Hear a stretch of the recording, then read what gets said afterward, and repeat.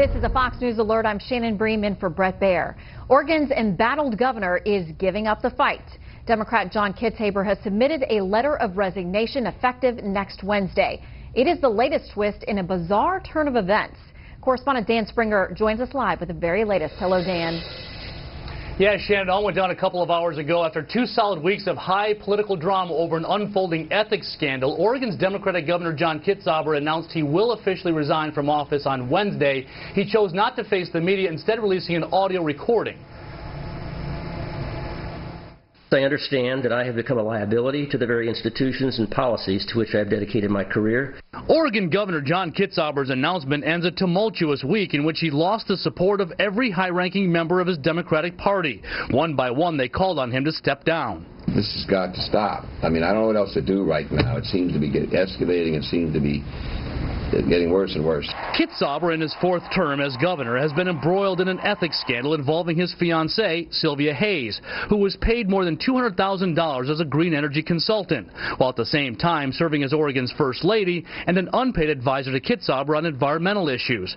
Billionaire environmental activist Tom Steyer funded one of the groups that employed Hayes, even as she used her influence to set policy on the inside. Another black eye for the green agenda and a tipping point for Kitzhaber loyalists. I came to the conclusion that this is the right time to ask the governor to do the right thing for the citizens of this state and step aside, focus on his criminal defense, and let somebody else lead the government. The state's attorney general, also a Democrat, opened a criminal investigation and has ordered Hayes to turn over her emails. Kitzhaber and Hayes have hired criminal defense attorneys. Kate Brown, Oregon's Secretary of State, will be sworn in as the next governor. Also a Democrat, she too abandoned Kitzhaber, calling his recent actions bizarre and unprecedented. But on his way out, Kitzhaber said he has broken no laws and done nothing dishonest or dishonorable. And then he took a swipe at the media. I must also say that it is deeply troubling to me to realize that we have come to a place in the history of this great state of ours where a person can be charged, tried, convicted, and sentenced by the media with no due process and no independent verification of the allegations involved. With Kitzhaber's resignation, he becomes the first Oregon governor forced out by a scandal, and his replacement will mark another first. Kate Brown will be the country's first openly bisexual governor. Shannon? All right, Dan Springer reporting for us live, more with a panel on this very interesting story. Thanks, Dan. Well, back here in Washington, the stage is set for the first presidential veto for the new Republican-controlled Congress. GOP lawmakers have formalized their authorization of the Keystone pipeline. The next step is the trip to the president's desk for the promised veto. But it will not happen in the next few days. Chief Congressional Correspondent Mike Emanuel tells us why tonight. Before leaving the Capitol for a presidential holiday recess, top Republican lawmakers celebrated passage of legislation authorizing the Keystone XL pipeline. With President Obama threatening a veto, they noted the ball is now squarely in his court. We're hoping common sense will prevail here, and the president will sign this extraordinary jobs bill. While lawmakers wait on the president, a Nebraska State District judge dealt the project a temporary setback by siding with property owners trying to prevent TransCanada from taking land in the northern part of the state. Still, the Senate sponsor of the bill says the pipeline cost the taxpayers nothing and would provide big benefits. This really is about energy.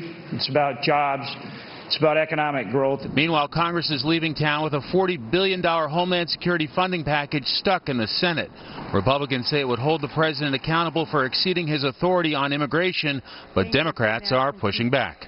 Republicans must stop holding our Homeland Security hostage to their anti-immigrant grandstanding. 7 Indiana Republican House members signed this letter to fellow Hoosier Democrat Senator Joe Donnelly, writing, quote, "We agree with your November 20, 2014 declaration that Congress has the sole authority to alter immigration law," and urged him to break away from a Senate Democrat filibuster.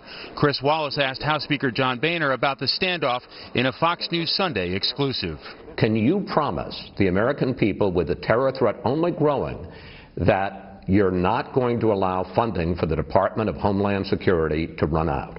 The House has acted. We've done our job. Senate Democrats are the ones putting us in this precarious position. And it's up to Senate Democrats to get their act together. But all I can ask, I'll ask it again. Chris, one more time. The House has done its job under the Constitution. It's time for the Senate to do their job. House Democratic Whip Steny Hoyer says a bill without the immigration riders would clear the House with mostly Democrat votes. Less than 10% of the Republicans who are responsible and want to make sure their country is safe could join us and pass today the Homeland Security bill. There are also signs the president's request for authorization of military force against ISIS is in deep trouble. The Progressive Caucus, his liberal base, calls it too broad. Shannon? Yeah, objections from both sides on that. Mike Emanuel live on the Hill, thank you. And by the way, you can see the entire interview with Speaker Boehner on Fox News Sunday this weekend. Be sure to check your local listings. President Obama spending another day focusing on something other than terrorism. Today, cybersecurity at Silicon Valley. But halfway across the world, the terror wars intensify in Yemen and Afghanistan, just to name a couple. And today, the fight came dangerously close to home for some American troops in Iraq. Correspondent Kevin Cork is at the White House tonight. Pentagon officials acknowledge this was a first. ISIS suicide bombers getting close. Early indications are that, yes, some of them did detonate their vests, detonate themselves. The expansive Al-Assad air base in Iraq penetrated by ISIS, most wearing Iraqi uniforms. It's important to make clear that they were immediately engaged by members of the Iraqi army, the 7th Infantry of the Iraqi army, and all were killed. The base, where some 400 U.S. troops, mostly Marines, train Iraqi soldiers. Fortunately, no Americans were hurt. All militants reportedly killed by Iraqi forces with the help of coalition surveillance. But the small number of fighters underscores the larger issue. These attacks are recruiting tools. The fact of the matter is, ISIS could not take that air base. They didn't have the force generation to do it, but that's not what their intent was. Their intent is to grab a headline. And also to grab control of the nearby Iraqi city of al-Baghdadi, a mere 15 miles away, now said to be firmly in ISIS control. Its influence growing across Iraq and Syria. And then there's Yemen. It's left us in a position now where, on relatively short notice, just over the past few months, the security situation deteriorated far more rapidly than we expected. So rapidly that the American embassy in Sana'a had to be closed. Security personnel, including CIA operatives, removed. The Saudis, following suit, shutting down their embassy. A stunning reversal for the U.S.-backed Yemeni government, once hailed as a success by the administration. Now on the brink of a civil war, thanks to Iranian-backed Houthi rebels. This enemy must be opposed, they must be killed, they must be destroyed, and the associated extremist form of the Islamic ideology must be defeated wherever it rears its ugly head. Meanwhile, President Obama was in California announcing an executive order to enhance U.S. cybersecurity measures, an effort to help fight the kind of extremism spreading across the Middle East.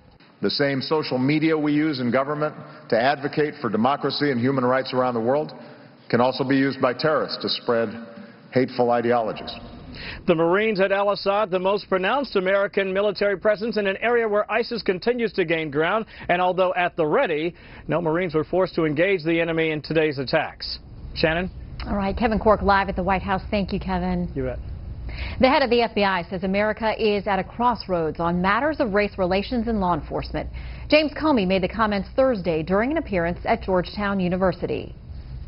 We can roll up our car windows, turn up the radio, and drive around these problems. Or we can choose instead to have an open and honest discussion about what our relationship is today, what it should be, what it could be, what it needs to be.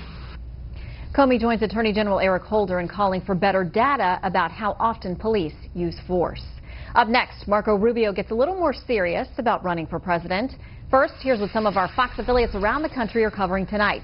Fox 4 in Dallas set the trial of the man accused of killing former Navy SEAL Chris Kyle and a friend. Eddie Ray Routh's uncle testified he and his nephew smoked marijuana together prior to the shootings. WRAL in Raleigh, North Carolina, as the FBI gets involved in the murder of 3 Muslim students in Chapel Hill. The Bureau's North Carolina office says it is launching its own inquiry parallel to the local police investigation. Family and friends of the victims say their murders were a hate crime. And this is a live look at Boston from Fox 25. The big story there tonight, freezing temperatures and more snow on the way for a region dealing with record amounts already. Exasperated New Englanders still digging out from 3 major storms that left 6 feet of snow in many areas, and now they're bracing for a storm that could bring a foot or more of additional snow to some areas. That is tonight's live look outside the Beltway from Special Report. We'll be right back.